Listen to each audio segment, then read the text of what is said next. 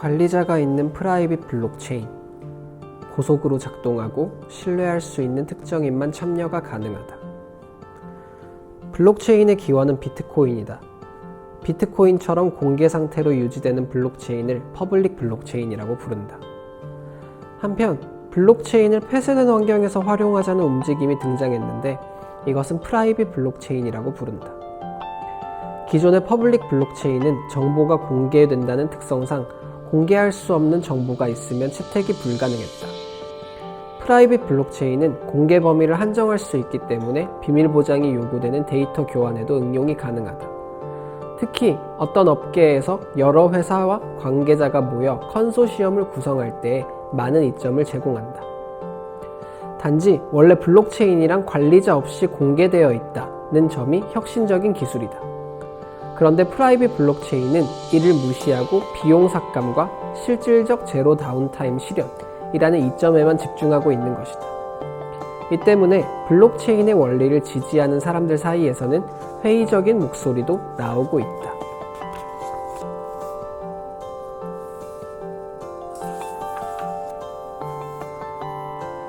소액 결제를 반복할 수 있는 기술의 원리. 비트코인 결제는 블록체인의 거래를 기록할 때마다 수수료가 발생한다.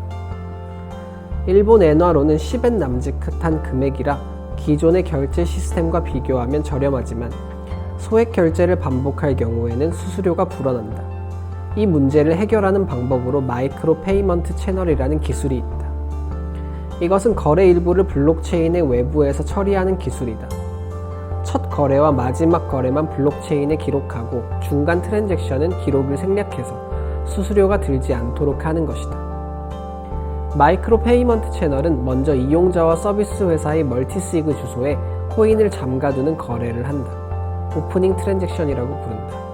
그러면 거래를 몇 번 반복해도 블록체인 외부에서 진행되어 수수료가 들지 않고 매우 빠른 속도로 처리가 가능하다. 모든 거래가 끝나면 잠가둔 코인을 해제하는 마지막 거래를 블록체인 상에서 실시해 마무리한다. 이를 커미트먼트 트랜잭션이라고 한다. 현재 비트코인 블록체인은 블록의 크기가 작다. 그렇기 때문에 블록에 담기는 거래량의 상한이 낮은 점이 문제가 되고 있다. 마이크로 페이먼트 채널을 이용하면 블록체인 외부에서 대량의 트랜잭션을 고속으로 처리할 수 있는 만큼 이 기술은 블록체인의 용량 문제를 해결할 한 가지 수단으로 주목받고 있다.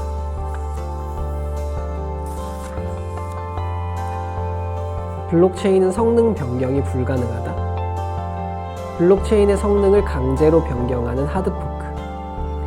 여러모로 주목을 모으는 비트코인에도 문제가 존재한다. 한 블록의 용량 상한이 1MB로 정해져 있어서 장차 비트코인 거래가 확대되면 처리 능력이 한계에 다다른다는 점이다. 그래서 비트코인 블록체인의 성능 자체를 변경하려는 움직임이 생겨났다. 블록체인은 원래 관리자가 없는데 과연 성능 변경이 가능할까? 블록체인의 성능을 변경한 사례로 이더리움이 있다. 이더리움 블록체인을 기반으로 한 더 다오라는 프로젝트는 거액의 자금을 모았다. 그러나 2016년 6월 코드의 취약점을 공격당해 약 3분의 1에 달하는 자금이 유출되었다. 전대미문의 대사건에 직면한 다오 개발팀은 하드포크로 문제 해결에 나섰다. 하드포크란 기존 블록에서 새로운 블록을 강제로 뽑아내어 블록체인의 성능을 변경하는 것이다. 이로써 기존 블록체인과의 호환성이 사라지기 때문에 새로운 블록을 택한 참가자는 무조건 새로 변경된 블록체인을 써야 한다. 많은 참가자가 성능이 변경된 새 블록체인을 택했지만 기존 블록체인을 택하는 이용자도 없지 않아서 현재까지 혼란이 지속되고 있다. 블록체인 자체의 성능 변경은 가능하지만 그것이 결코 녹록하지 않다는 점을 보여주는 사례다.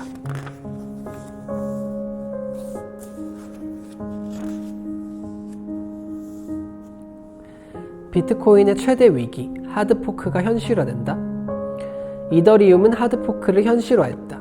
그것이 비트코인에서도 실현될 조짐이 보인다. 블록 크기의 상한이 정해져 있는 비트코인은 송금 지연 문제가 발생한 적이 있다. 이러한 용량 문제를 해결하기 위해 세그윗을 비롯한 다양한 대책이 고안되었지만 합의가 원만하게 진행되지 않아 문제 해결에는 이르지 못했다. 그런 가운데 한편으로는 하드포크를 강제로 단행하려는 움직임이 불거졌다.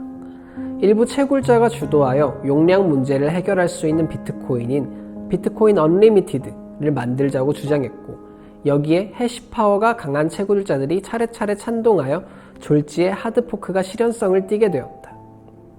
하드포크가 실현되면 과거부터 길게 연결된 블록체인이 어느 시점에서 둘로 쪼개져 버린다. 비트코인 코어라는 구 비트코인과 비트코인 언리미티드라는 신 비트코인으로 나뉘는 것이다. 그리고 구 비트코인을 보유한 사람에게는 동일한 분량의 신 비트코인이 자동으로 지급된다. 2017년 3월 하드포크의 실현성이 드러나면서 이 문제로 인해 업계는 대혼란에 빠졌다. 비트코인 가격은 폭락했고, 심지어 하드포크가 실현되었을 때를 대비하여 거래소들이 공동성명을 내는 이례적인 사태까지 벌어졌다. 2017년 8월에 비트코인 하드포크가 실현되어 비트코인 캐시라는 가상화폐가 생겨났다. 그 이후로도 10월에는 비트코인 골드, 11월에는 비트코인 다이아몬드가 잇따라 분리되어 나왔다.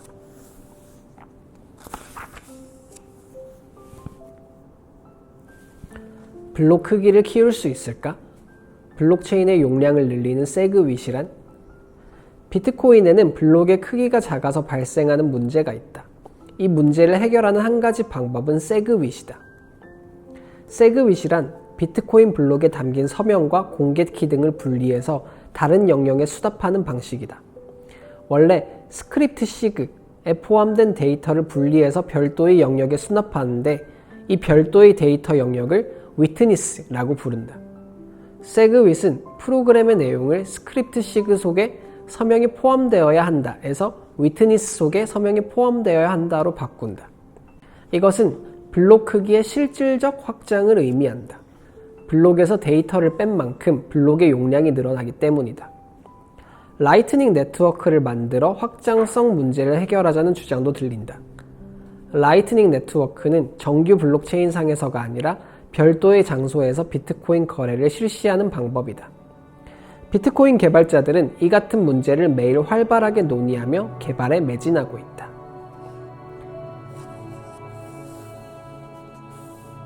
블록체인은 데이터베이스?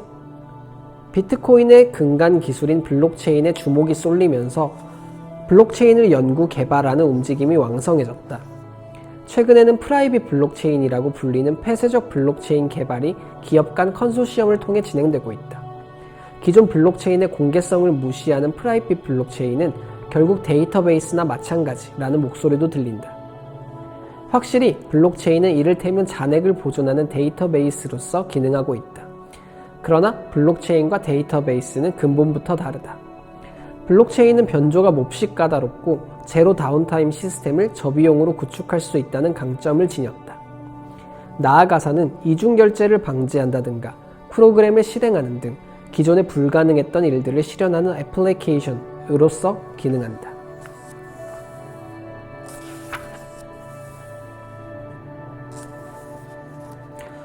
비트코인 2.0이란?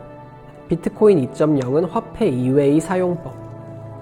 비트코인은 인터넷상에서 관리자 없이도 가치 전달을 가능하게 만든 가상화폐다. 하지만 용도가 비단 화폐에 그치는 것은 아니다. 비트코인이 사용하는 블록체인 기술과 블록체인이라는 근간 기술 자체를 여러 분야에 이용하려는 흐름이 있다. 이것은 비트코인 2.0 혹은 블록체인 2.0이라고 한다. 이용이 주목되는 분야는 크게 다음의 두 가지로 나뉜다. 첫째는 독자적 화폐 발행이다. 예컨대 카운터파티라는 것이 있다. 카운터파티는 비트코인 블록체인을 이용한 분산형 금융 플랫폼이다.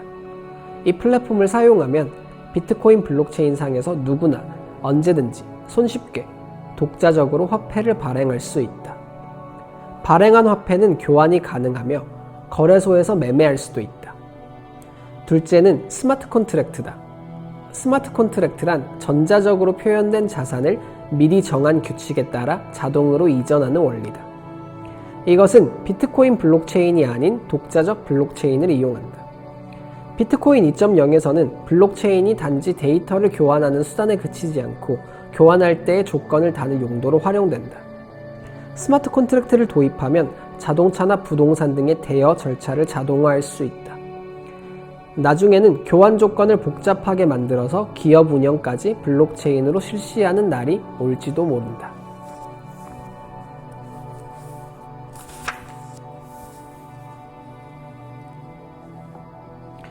행정의 구조까지 바꾸는 블록체인. 기업뿐 아니라 각국 정부에서도 블록체인을 주목하고 있다. 가령 우크라이나 정부는 민간에 있는 여러 스타트업 기업과 함께 블록체인을 사용한 의결, 투표 시스템 e복스 개발에 힘쓰는 중이다. 블록체인으로 발행한 코인을 투표에 이용한다거나 블록체인상에서 진술서를 작성해 변조를 방지함으로써 의회 운영 및 선거의 투명성을 담보하기 위해서다. 벨기에의 엔트워프시에서도 디지털 엔트워프라는 슬로건을 내걸고 블록체인을 이용한 행정 서비스 시험에 열중하고 있다. 엔트워프시는 출생, 생존증명, 주민등록, 생애학습, 공공의사결정 분야에서 블록체인에 기초한 행정 서비스를 제공한다. 출생과 결혼은 물론 주민등록상 전입이력, 고등학교와 대학교의 졸업증명서도 전부 블록체인상에서 관리하여 행정 효율을 높이는 것이 목적이다. 또한 시장과 시의회 등이 의사결정을 블록체인상에 기록해서 프로세스의 투명화를 꾀하고 있다. 에스토니아 정부에서는 국민의 의료 기록을 관리할 목적으로 블록체인 시험 운영을 시작했다. 스웨덴 정부에서도 블록체인을 토지 등기 분야에 응용하기 위하여 테스트를 진행 중이다. 행정은 투명성을 지닌 프로세스가 중시되는 분야여서 블록체인의 장점이 두드러지기 때문에 많은 정부와 지자체가 블록체인을 개발하고 있다.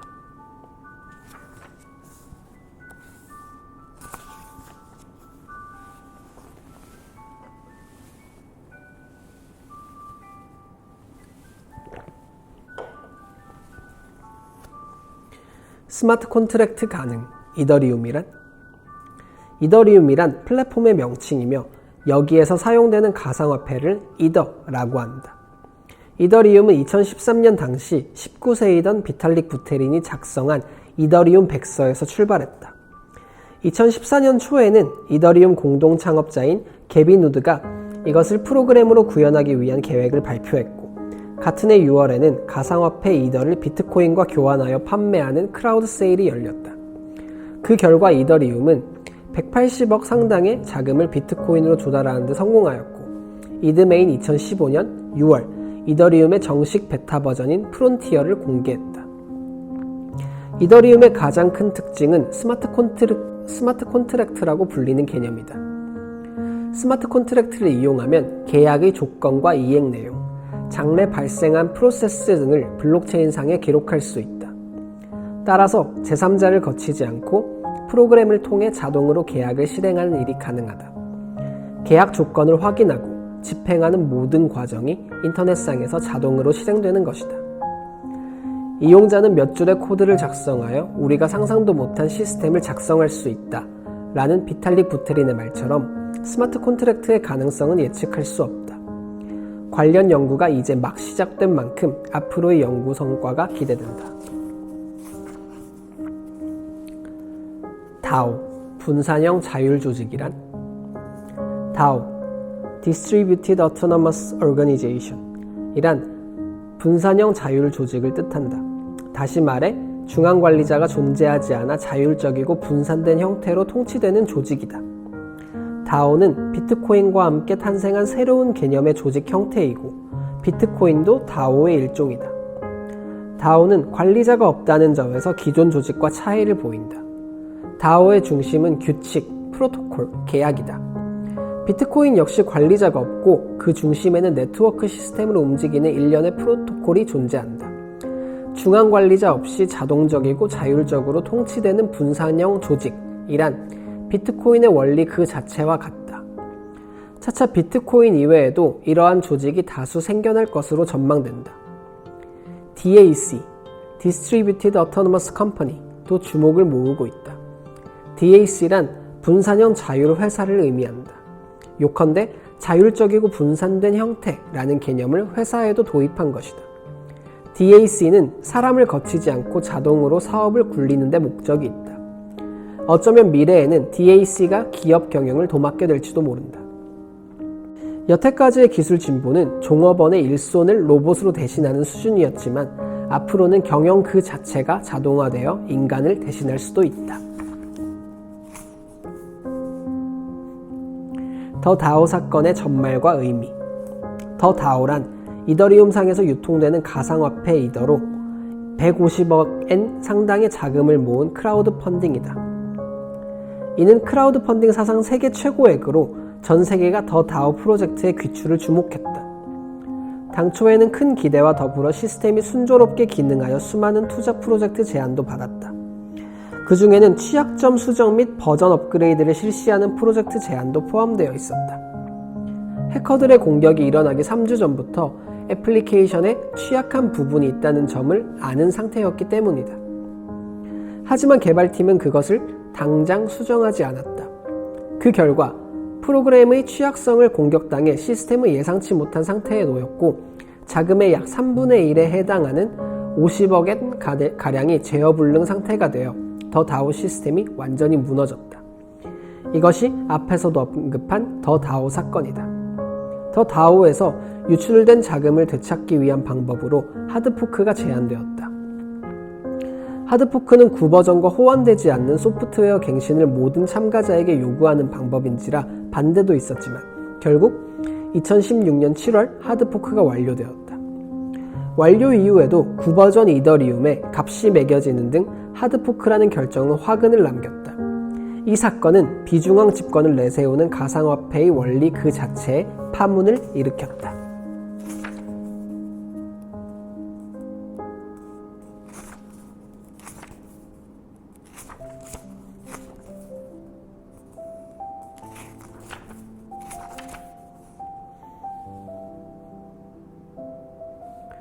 공유 경제가 바뀐다. 빈방을 중개하는 에어비앤비라든가 자동차 합승을 중개하는 우버처럼 잉여 자원을 활용하는 공유 사업이 주목을 끌기 시작했다. 그리고 이러한 서비스에도 블록체인을 응용하려는 움직임이 있다. 이를테면 라주즈는 분산형 우버를 지향하는 서비스다. 목표대로라면 관리자가 아닌 프로그램에 따라 운영되어 수수료가 발생하지 않는다. 라주즈는 합승 서비스에 주즈라는 코인을 이용하는 방안을 검토하고 있다. 차량을 공유하는 자동차 보유자에게는 보수로서 주즈가 지급된다. 스토리지는 분산형 클라우드 스토리지를 제공하고자 한다. 클라우드 스토리지란 인터넷상에서 데이터를 보관할 수 있는 서비스로 드롭박스가 유명하다. 스토리지를 이용하면 다른 이용자의 하드드라이브에 남아있는 용량을 써서 데이터를 보존할 수 있다. 그리고 자기 하드드라이브에 남은 용량을 제공한 사람은 SJCX라는 코인을 받는다. 게다가 스토리지에 보존하는 파일은 암호화된다. 암호를 풀 열쇠는 파일 보유자만 갖고 있기 때문에 드롭박스 같은 중앙 집권형 클라우드 스토리지보다 보안이 철저한 데다 이용료도 저렴하다.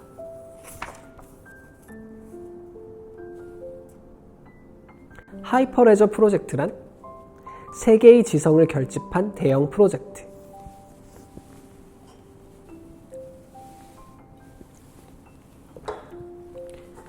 (2016년 2월에) 창설된 하이퍼레저 프로젝트란 블록체인 기술을 발전시키고 선도하기 위해 만들어진 그룹들이 하는 컨소시엄이다. 전 세계의 수많은 기업이 이 컨소시엄에 참가하여 블록체인 네트워크 형성을 시도하는 중이다.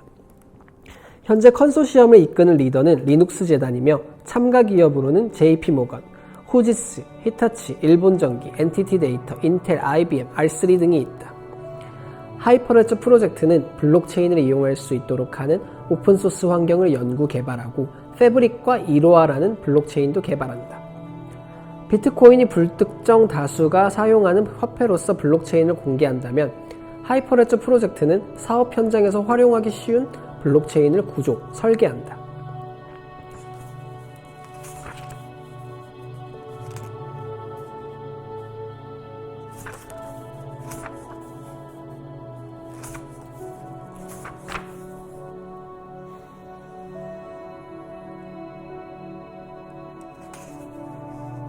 개인 간 전력 거래에 블록체인을 이용. 블록체인을 전력 거래에 응용하려는 시도도 보인다. 이 시도가 성공하면 자기 집에서 태양 전지판으로 발전한 전력을 다른 가정에 직접 판매하는 일이 가능해진다. 미국에서는 이더리움 블록체인 기술을 사용해서 개인 간 전력 거래가 이루어진 바 있다. 2016년 4월의 일이다. 세계 최초로 성사된 이 거래는 녹색 에너지 분야의 에로3와 분산형 애플리케이션을 개발하는 컨센시스가 공동 프로젝트를 통해 이룬 성과다. 프로젝트명은 트랜스액티브 그리드이다.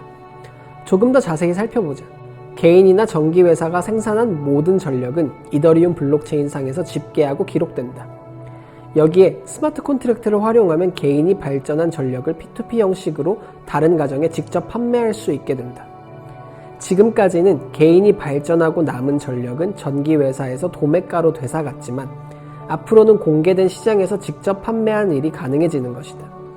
전력 판매자는 기존보다 더 비싸게, 구매자는 더 싸게 거래할 수 있으니 쌍방이 이득을 얻는 윈윈 관계가 구축된다.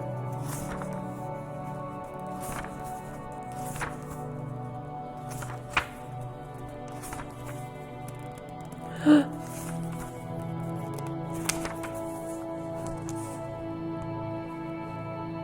60분 만에 아는 블록체인 끝.